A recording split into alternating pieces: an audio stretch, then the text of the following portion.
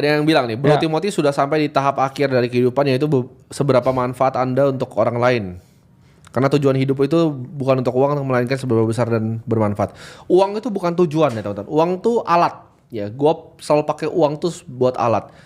Gue kalau uang gue akan nol besok, gue pun sebenarnya nggak takut karena gue tahu cara balikinnya lagi. Uang tuh alat ya.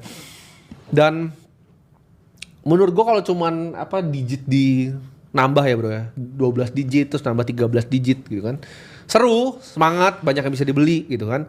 Masih banyak juga yang sekarang masih belum bisa beli. Gue pengen bikin kayak Twin Tower begitu kan.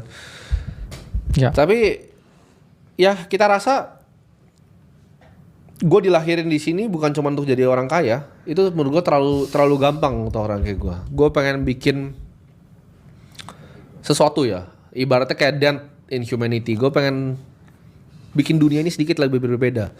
Dan yang gue pengen benerin tuh adalah uangnya sebenarnya. Karena yang gue ngerasa nggak adil dari dulu, semua masalah di hidup gue dari dulu tuh dari uang. Jadi yang mau gue benerin tuh bukan gue dapat uang yang lebih banyak, tapi gue mau benerin konsensus dari uangnya sendiri. Dan itu ibaratnya bukit yang gue rela mati bro. Ya.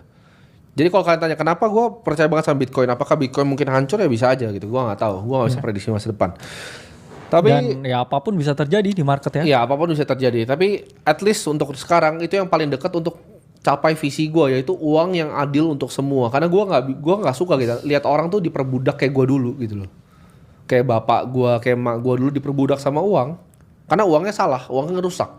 Ketika lu nabung uangnya digerus 15%, itu gue nggak suka. Dan jangan salah ya. Mungkin saya juga nggak suka ketika hubungan orang ya, apalagi dengan orang yang tersayang itu rusak karena uang. Dan semuanya begitu kan? Iya. Semuanya begitu. Jadi uang tuh dendam pribadi gue, bukan ke uangnya sendiri, tapi ke sistem uangnya. Jadi itu yang mau gue ubah. Dan gue kan dulu ngerasa sebagai orang yang dirantai bro. Gue ngerasa gue dilahirin ini ya, gue keluar dari rantai itu, gue pengen bebasin kalian semua.